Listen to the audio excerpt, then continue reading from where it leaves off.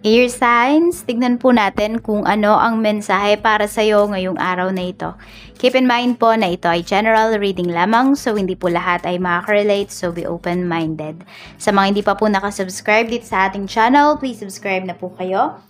And pa-like na din po ng ating video at sa mga nais naman pong mag-avail ng ating private readings, Lucky Stones and Amulet, makikita nyo po yung link sa description box below.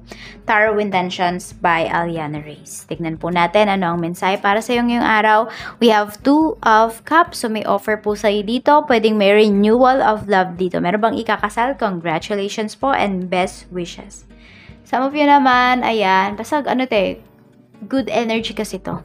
Parang alam mo yung nasa isa kayong relasyon na you're on a healthy relationship. Wow. The Devil. Yan. So may mga restrictions dito. Meron tayo ditong 2 of Pentacles, pero alam nyo, nakikita ko sa inyo dito, pinaprioritize po ninyo yung inyong relationships. Not just romantic relationships, pero yung mga relationships ninyo sa mga nakapaligid sa inyo, sa ibang mga tao pa. Friends, family, and also sa mga business colleagues po ninyo kung kayo ay may business. So okay yan kasi pinapalakas mo yung yung network mo, pinaparami mo, pinapalawak mo. Air signs. Ayan, 2 of Pentacles. So may decision making po kayo dito. Parang ganito pagdating sa love life ninyo. Meron kayong decisions. Diba? Magpapadala ba kayo dito sa sinasabi ng ibang tao or kayong dalawa ng person mo ay meron kayong sariling desisyon. We have 3 of Cups. May celebrate talaga yung iba sa inyo dito. Pwede rin, ayan po, pwede na meron kayo ditong air signs. Kasi ito, we have 2 of Pentacles, diba? So may pa-prioritize kayo. Parang, alam mo yung nagiging practical po kayo dito ngayon. Oo, practicality yung nakikita ko dito. So, pwedeng may magpapakasal, pero dahil limited yung resources ninyo, mga pili lang talagang mga tao yung inyong i-invite. So, nagiging practical kayo, hindi yung tipong, diba, kunwari wala kayong budget, tas i-invite nyo yung buong barangay. Kayo din yung magsasuffer. So, parang ayaw yung magsuffer dito sa mga maling decision ninyo. Kaya talagang pinag-iisipan at pinag-uusapan yung mga dapat gawin. What is 2 of Cups? We have 8 of Pentacles. Ayan po. So, talagang pinaghirapan kung ano man yung mayroon kayo ngayon na status. Status talaga yata yun eh.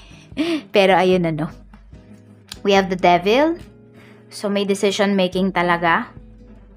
Ayan. So, parang pinapanindigan yung mga decisions na gagawin. Minsan kasi diba nagde-decision tayo tas di naman pala natin kayang panindigan.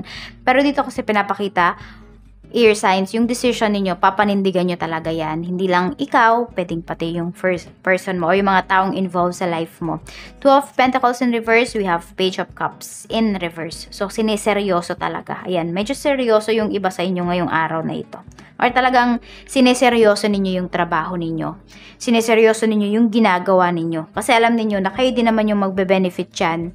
Air signs. We have 3 of Cups, 4 of Swords. Ayan po. So, parang tahimik talaga yung life ninyo. Ayan po. Oh. Diba, makakapag-relax talaga kayo, makakatulog kayo ng maayos. Kasi alam nyo naman, air signs na wala naman kayong tinatapakan na ibang tao. So, kung ano man yung mga decisions kasi ninyo, is alam ninyo na kayo din naman yung magbe-benefit doon.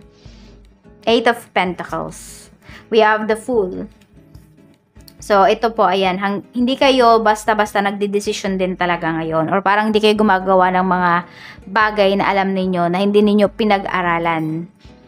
Tapos ito din, parang, hindi ko alam parang tumatanggi kayo sa mga binibigay sa inyo. Air signs. Parang feeling mo hindi mo yun deserve. Ayan. Ewan ko, ba't ganun yung nafe-feel ng iba sa inyo? Parang kunwari, merong gustong magregalo sa inyo.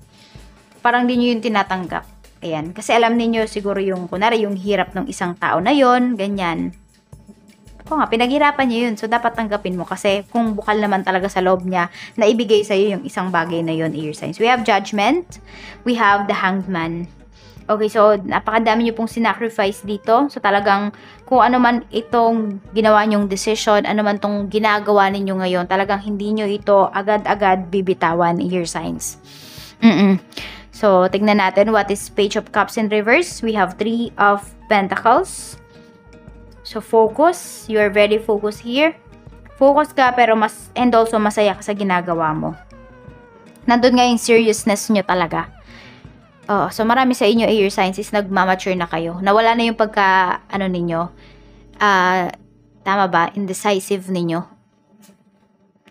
10 of Wands. Dito naman sa 4 of Swords. Ayan po.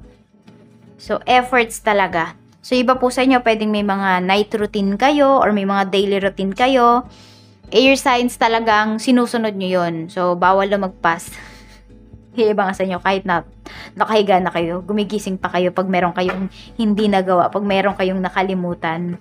So, tignan po natin what is 3 of Cups. Ano po ang 3 of Cups, Spirit Guide? What is 3 of Cups? Meron tayo ditong rest, recharge. Ayan po. So, parang yung gagastusin ninyo sa ibang tao, air signs, gastusin nyo na lang daw sa inyong sarili. Or sinasabi sa inyo dito ni Universe, ipahinga ninyo. Okay? Mag-recharge kayo dito. Baka nga meron dito may inatenan kayo na party, so pagod na pagod, o kaya lasing yung iba sa inyo, magpahinga. Meron tayo ditong sacred space. Ayun nga po. Yung iba naman sa inyo talagang may pahinga kayo dito, air signs. And nandoon nga talaga yung inyong, may nag-vacation dito. Ayan, nasa vacation po ba yung iba sa inyo? Could be nasa bahay kayo ninyo, ancestral house, or nasa bahay, o kaya naman yung iba po sa inyo ay sa ibang bansa kayo nagwo-work, tapos ito, nag-vacation kayo. So, yan, makakapagpahinga talaga yung iba sa inyo. Make sure talaga na sulit yung pahinga ninyo, sulit yung vacation ninyo, air signs. 10 of Wands, we have new moon, new beginnings. Ayan. Huwag kayo masyadong magpaka-stress. Air signs, may new beginnings po na paparating para sa inyo. So, may mga bagay-bagay din dito na hindi niyo pwedeng ipagpilitan kasi hindi talaga siya hindi siya, tama ba? Hindi siya bubukol. Tignan natin. Spirit Guide, tignan po natin. Meron tayo ditong chakra clearing. Wala po ito kay Archangel Metatron. Call upon me to clear and open your chakras using sacred geometric shapes. Ayan po. So, i-balance nyo po yung inyong chakras, unti-unti. Magsimula po kayo sa root chakra. Huwag kayong magsisimula sa, dito sa taas. Kailangan sa baba, pataas po yan. Hindi nyo pwedeng i-open. Mahirapan kayo. Kunwari, yung sa taas muna, no? Yung 7th chakra ninyo, tapos tsaka kayo bababa. Mali. Dapat root muna yung inyong ibabalance. Okay? So, tandaan nyo po yan. Pag magbabalance kayo ng chakra, root chakra muna, pataas. So, ito po yung mga lucky numbers nyo. Ito yung mapipick up ko. We have number 23, number 2, 35, 36, 51, 39. Maraming salamat po, air signs, and mag-iingat po kayo always. Bye-bye!